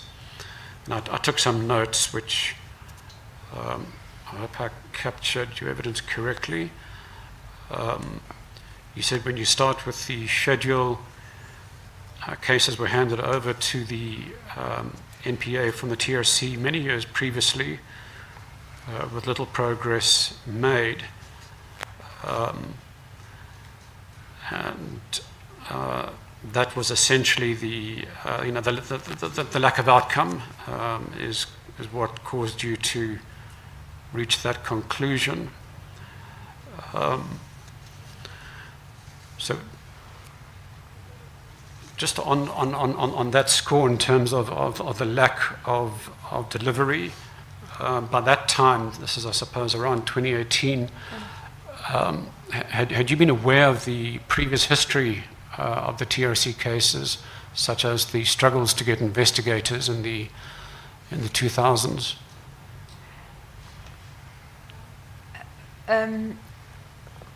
I was 2000 I was never part of the PCLU, and to know what were the issues they had or what was the challenges, I can't say that I I'm just trying to think what might have been out there. But even if there were challenges with investigators, Advocate Batoy and Advocate de Kock turned it around, going to the DPCI, have meetings, get dedicated capacity.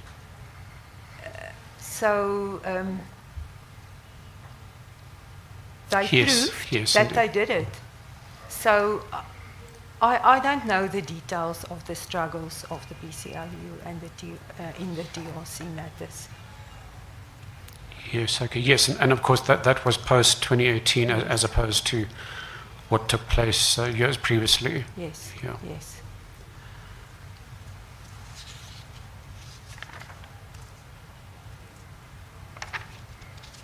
So you mentioned that you're still waiting for the schedule. You mentioned in the WhatsApp you started a schedule, but you haven't been able to retrieve that. In paragraph 15, you mentioned that Advocate McAdam dealt with the audit of the TRC matters, and you haven't been able to uncover that audit either. Is that correct? No. The audit, I just read in his affidavit that he did an audit and that the subsequent decentralization took place.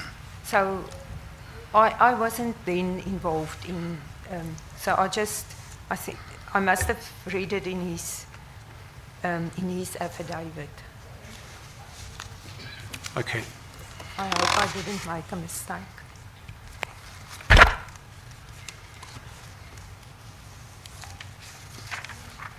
Now, when you returned to the TRC cases, which I understand was in April 2022, when Advocate Batoy asked you to oversee the work of the TRC component.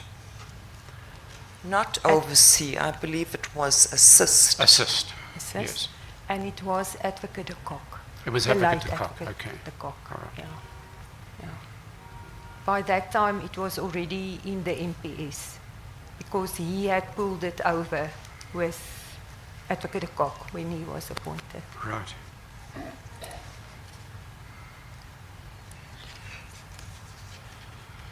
So this work in assisting the TRC component, did it become your full-time job or just one of your several jobs?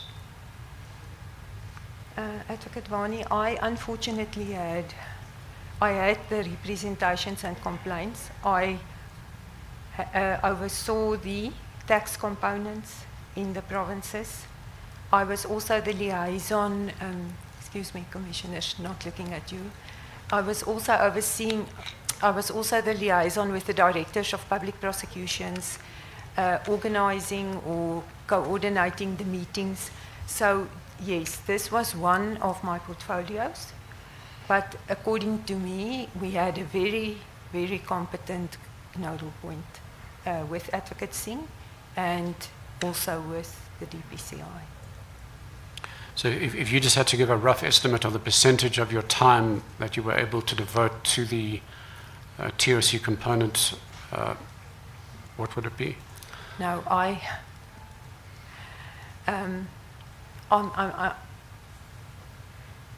did. Advocate Singh's office was not far from my office. We both came in very early in the mornings, very early. She was there like 6 o'clock in the morning. When I came in by 7 o'clock... Can you give a percentage? I can't give a percent. I just want to explain that I can't give a percent, but I do know that I did work with her. When she was in the office, I saw her almost every day. I cannot say to you what my percentage of work was, but I did try to balance my work between the TRC and all the other portfolios that I had. But I cannot give you a percentage. That's okay.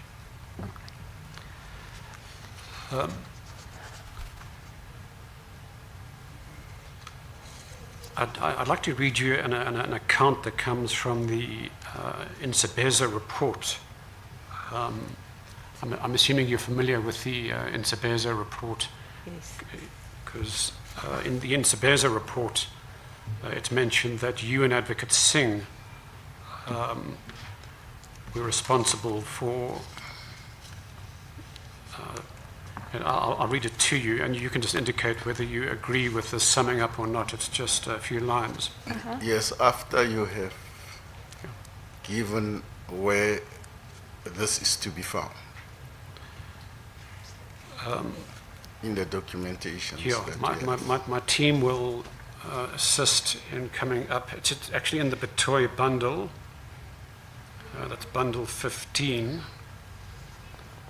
I have a reference of SB 00334.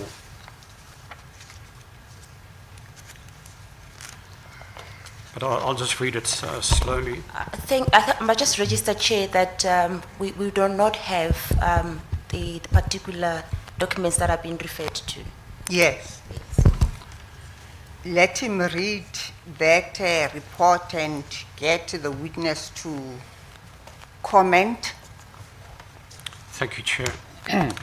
So Advocate Insabeza writes in his report, we are informed that the role of Special Director Matska and Advocate Singh is one of supervision, coordination, sharing of information amongst the dedicated prosecutors, and carrying out necessary interventions where similar challenges or procedural hurdles arise. We are of the view that this is critical to ensuring a uniform approach to the TRC prosecutions, an approach which should be guided by an agreed understanding of questions of law that may frequently arise. This includes, for example, questions of delayed prosecutions, payment of legal costs, presumption of death for missing victims, or victims whose remains were destroyed, the probative value of evidence secured on affidavit where the witnesses are now deceased, and the admissibility of testimony given before the TRC. Would that description roughly accord with your assessment of your role and the role of the component?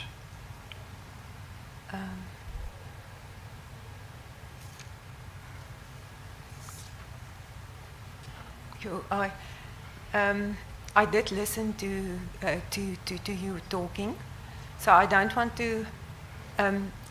I know that I did work quite a lot with Advocate Singh on the TRC matters.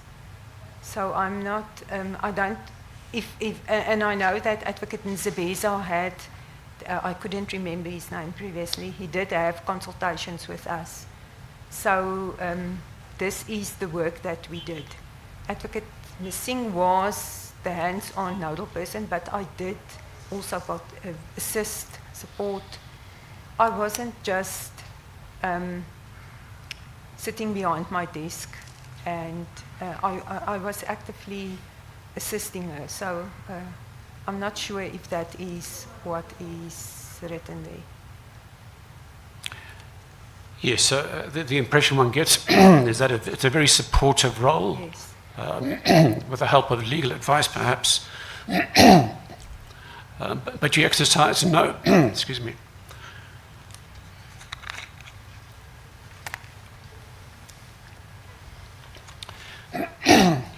you exercise no powers No. in terms of making decisions on prosecutions and the like.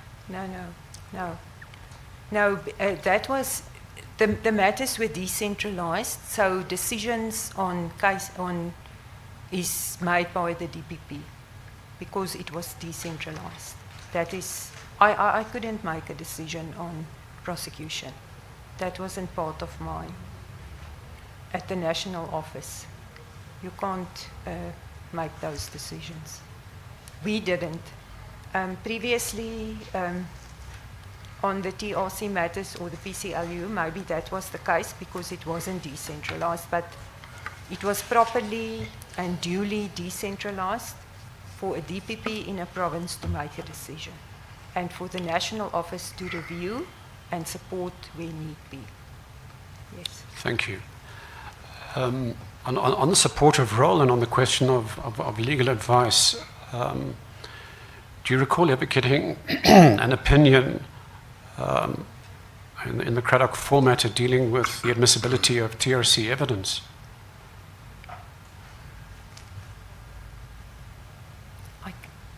I'm going to say no. I can't. I'm very left brain. If I don't read something, I can't just respond. So I can't recall. It's okay. If you can't recall, that's fine. Sorry. Yeah. Sorry.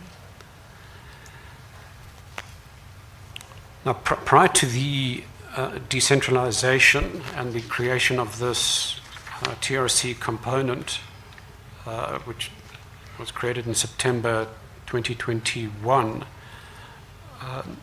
were you aware of attempts by the Foundation for Human Rights to persuade the NPA and the state more generally to create a dedicated investigation and prosecution unit, perhaps under a full-time special director, just as you have for commercial crimes and sexual offences?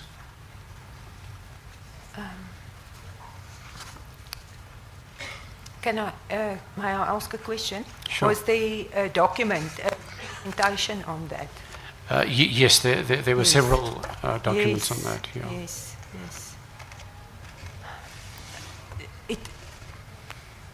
It rings a bell, but I can't.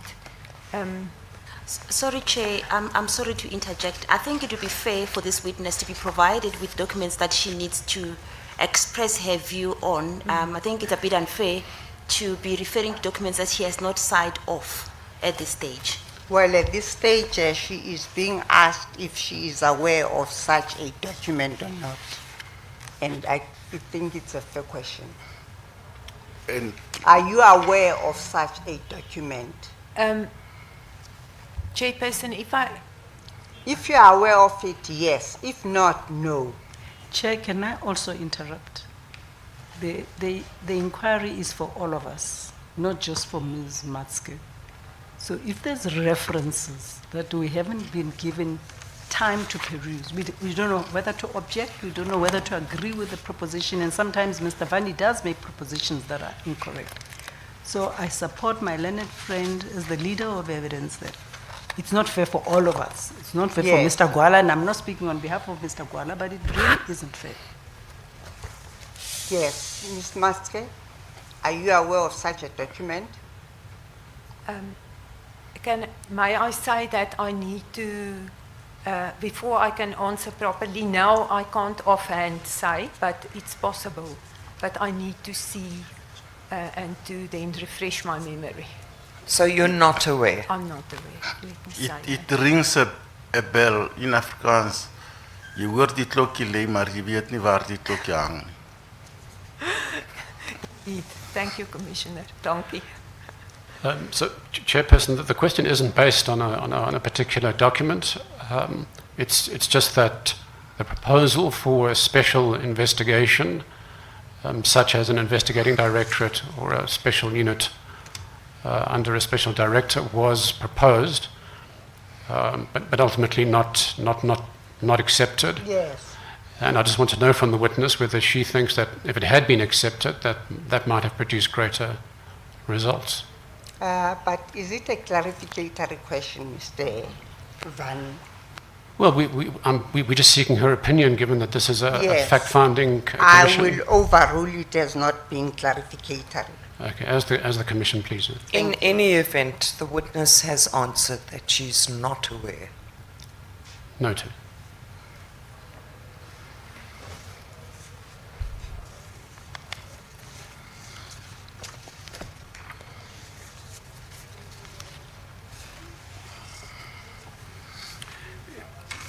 If we can turn to your evidence on the Timol matter.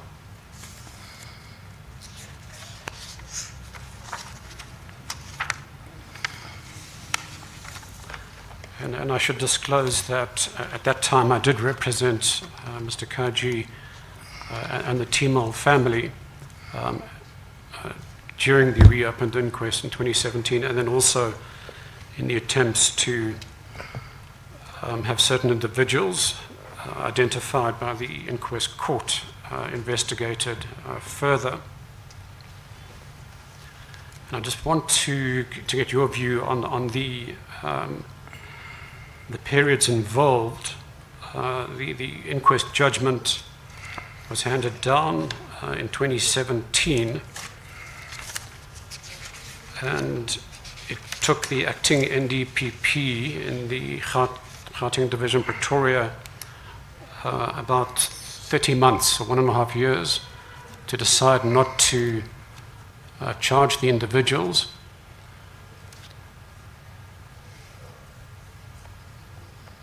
And then you confirmed that it was taken on review, and it looks like it took a few more years for that review to be resolved. And eventually on 15 February 2023, it's mentioned that that review overturned the decision not to prosecute, but by then, as you mentioned, witnesses had died or become unwell, so it couldn't be taken further. So that was a 6-year period. What's your view on the length of time it took to resolve that that issue? I just want, if I may, Chairperson, and If you Raise can your speak voice. louder, Advocate Matske. I just want to just make sure about the dates. The representations were received in June 2020. 2020.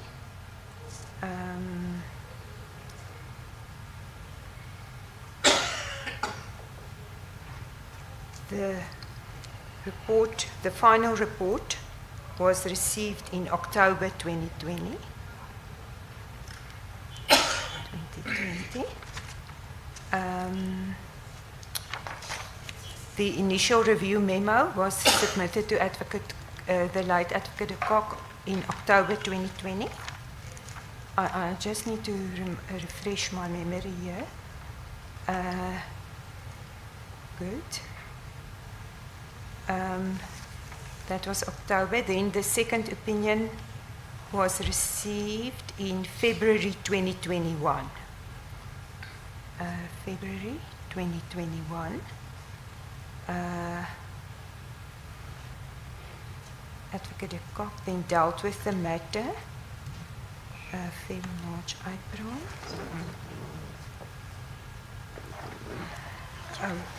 Then letters were continuously sent to Weber Wenzel. I'm just going through the document, the affidavit of Mr. Venemans, as in paragraph 17, because then the suspects had to be engaged and their representations had to be taken. So that was in July 2021. So due process had to be followed. Perhaps to save time, I'm only asking, the entire period was approximately 6 years. Is that normal for it to take that long? I'm not I just wanted to, the date of the final decision of the late Advocate de Kock. February of 2023. 2020. Although, given the developments, then he then rescinded that, but that was at a later stage. So that's 3 years. No, but I'm talking from the judgment of the inquest court in October 2017. Oh, the 6 year. Oh, I was looking at the representations and the. So it did. When the case docket was opened, there was investigations that had to be done, and then I don't know what happened then because that was done at the DPP office. So if you recount all of that, And what happened there, if that is that 6 years, 2017. So there are processes that was followed. Case docket open, investigations. I don't know what the challenges were there.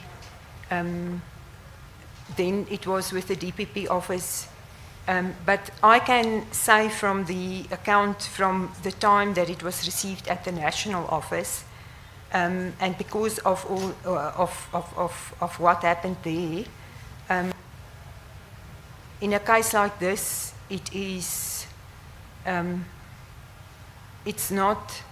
I won't say we didn't deliberately try to delay a decision, but there are processes that you need to follow. Was that long, Advocate Matske? Was that a long time or not? It is a long time, Yes. Chairperson, yes. But this representations in the normal course, except if it's really not a complicated case, it won't take long. But in matters where it's involved expert evidence, you have to, and where you have to also engage the accused, they were policemen, they also had counsel. Just to assist the witness, I think the witness had already under evidence said that she agrees that the matter came to the complaints component which she is sitting because there was a delay. I think she conceded that there was some delay, hence there was the initial complaint from Mr. Kaji. Yeah. Yes. Yeah. Perhaps we can move on. You spoke in your evidence in chief about the role that Union Advocate Singh played in building decentralization, and you gave the example of liaising, assisting in organizational development with human resources. What is that, and how would it help in building decentralization? Before any new posts can be created in government, there must be, if I can call it I don't think it's a feasibility study, but organizational development must be involved. They must look at a province, what is the capacity there, what do we need new capacity for, what is the extent of the matters to be looked at. So that is the why organizational development need to be involved. And that is a process, unfortunately. Because in most provinces, though, what I can remember, commissioners, is that most of the DPP directors of public prosecutions, when the request was made, they did give dedicated capacity, but they borrowed from other components. Everybody tried to get colleagues together with the police, to have a dedicated capacity and to take work away from colleagues, but that left a gap in other components. But because Advocate Patoy and Advocate de Kock was adamant that TRC should be a focus area, they had to borrow from others, and then you had to have the other process to create more capacity, and then to advertise the posts, and to then fill the posts and have enough people in the regions to work on the cases. So that is what it involved. And I think somewhere in the evidence it's mentioned that the question of legal costs was an issue. Legal costs. Or at least that's in the SABC report. It was one of the issues that the component had to address. If I remember correctly, was it not the issue of the legal costs for the suspects or police, the accused? I think That's correct, exactly, Yeah, yes. And do you recall that issue cropping up? It did in some of the cases. It did. I think that is also what delayed some matters from time to time, when the police didn't want to fund suspects or accused. That is I think that was the issue of the legal costs. Yes. But I didn't, I won't say that I worked directly with that, but I know that it was there. It was a challenge. If you didn't work directly on it, I won't pose the question to you.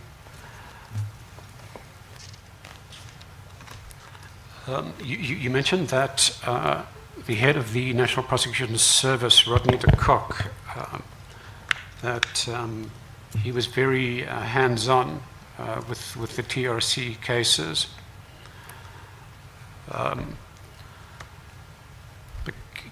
given that he was the head of the entire National Prosecution Service, which is, I suppose, one could argue, the most important job in the entire NPA, and given that there was no full-time special director, didn't that pose challenges? Because it wasn't possible for Rodney de Kock to engage with every TRC case, given his very wide responsibilities. No, if I say he was hands on, he didn't. He would. How can I put it? Yes, he was a deputy national, but he worked very hard, and he was. If there was a question about a case or a complaint, or he wanted to know something, he would. If I say hands on, he would go to the senior and say, "What's happening here?" And he was very adamant with regard to the portfolio presentations that he would do that. Everything had to be prepared. He had to do a dry run. He had to do it. The meetings with the stakeholders.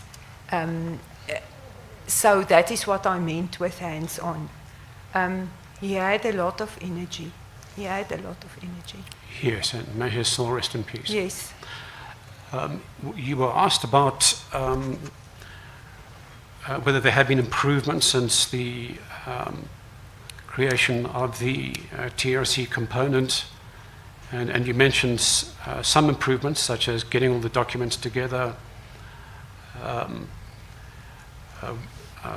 looking at the decentralized capacity, which you called a milestone, developing of relationships with police and attorneys, and so on. But would you agree that, notwithstanding all this good work, it hasn't resulted in substantial delivery?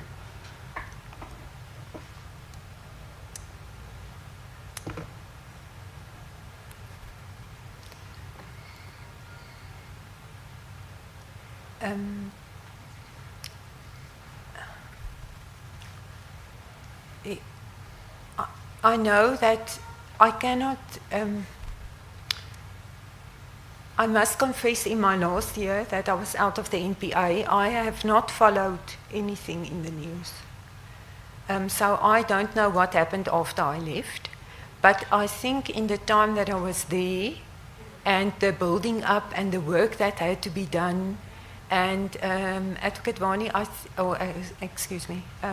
Commissioners, I think there were some inquests. I think within what we had, that good work was done. But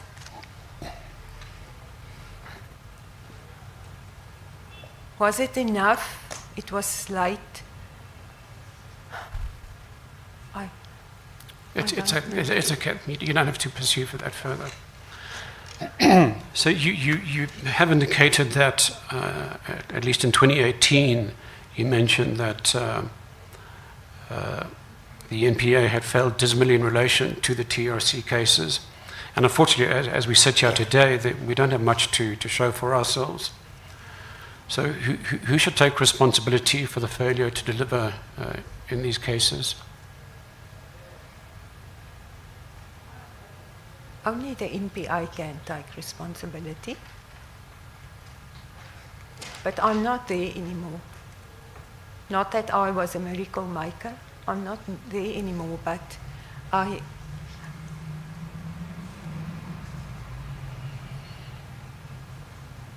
know, what I do know from my working with Advocate Singh, I don't know, I think there's more capacity now, but even in the regions with the colleagues, and even with the DPCI, the will is there, and I don't know why it's not providing results if that is the way that it is.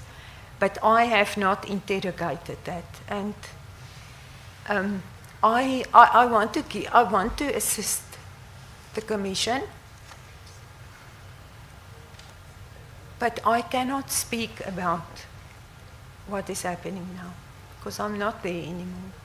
And we did try, and I think as prosecutors and DPPs, I've been in some of those meetings with the DPPs and the prosecutors and the investigators. It was a difficult task to pick up.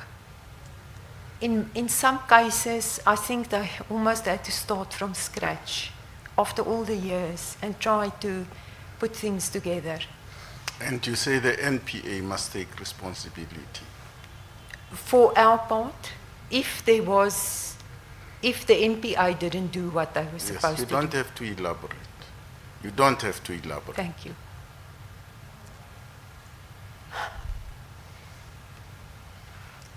No further questions, Chairperson. Thank you, Mr. Vani. And Ms. Rangata? Any re-examination? No, Chair, thank you. Yes. Advocate Matske, we thank you for having come to give evidence before this commission. As you have heard, there might be an application for you to be cross-examined, in which event you will be expected to return to this commission for your cross-examination. But for now, you are excused as a witness. Thank you. These proceedings are adjourned until tomorrow at 10 o'clock.